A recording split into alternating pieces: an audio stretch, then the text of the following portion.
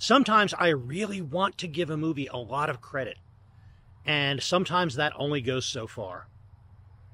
Hi, it's a Drafthouse Diary for Tuesday, October 9th, 2024, and I came out here to the Alamo Drafthouse at Aspen Grove in Littleton to see Phantasm from 1979. It's one of those indie, low-budget movies. It has so much heart, and it has a clear, well, I was going to say it has a clear vision. That's putting it strongly. It has a vision. It has ideas that this filmmaker who produced it, wrote it, directed it, made this happen. He clearly had these ideas he was burning to put on film, and or he just wanted to bring a film into the world. And these were the ideas that he had. There's a lot to find in this movie to enjoy, and I like doing that with movies, but none of that changes the fact that it is simply not a very well-made movie. The acting ranges from wooden to exaggerated and very little nuance in between. The sets and the lighting are by and large whatever happened to be around. And the ideas are there. The ideas are interesting. They could have been trimmed down and focused a good bit more. Not a bad setup for a horror movie. Strange things happening in a cemetery and funeral home in which the dead are not being put to rest as they should. But in the end, it doesn't go into the predictable demonic, supernatural, afterlife sort of direction, but in a rather different science fictional direction. I give it a lot of credit for mixing and matching genres in that way. Film is a complicated medium, and somebody who knows film, which I honestly believe the creator of Phantasm did, they know that there are certain things that a film has to do. It has to establish character. It has to establish setting and stakes. It has to develop plot. It has to reveal details about those characters and give them decisions to make, give them agency. And this movie accomplishes all of that.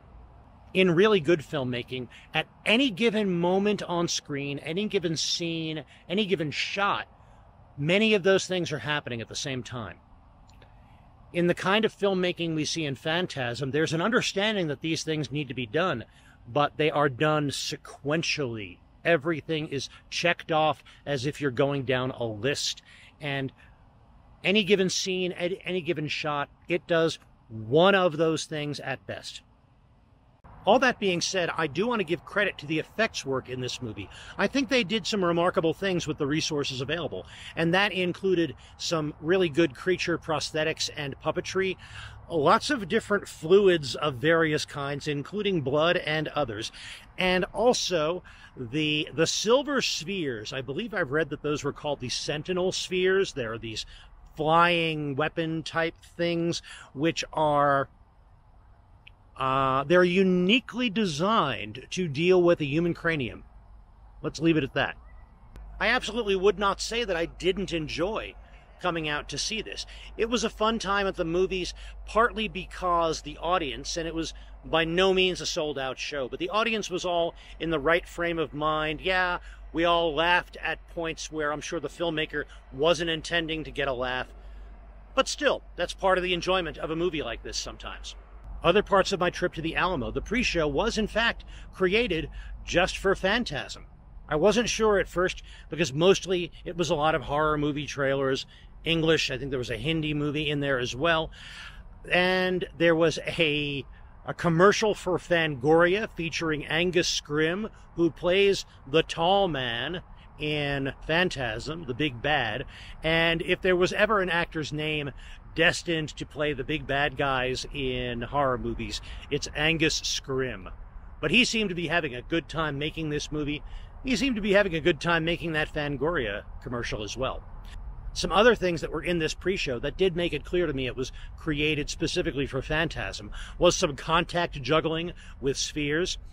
The trailer for the 1984 David Lynch version of Dune, and there are some kind of shameless lifts from Dune in Phantasm. And also an animated bit from Sesame Street about the number 12, which involved a flying silver sphere, and I don't think I'm ever going to think about the number 12 exactly the same way again.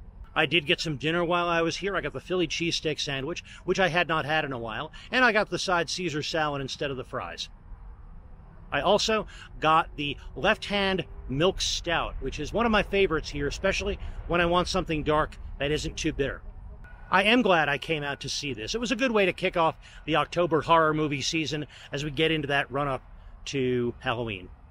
I hope you enjoyed this Drafthouse Diary. If you did, please click the like button, and if you want more of these as they come out, click subscribe. Thank you very much for joining me. I will be back soon with more, and in the meantime, enjoy your movies, and when you do, stay till the end of the credits.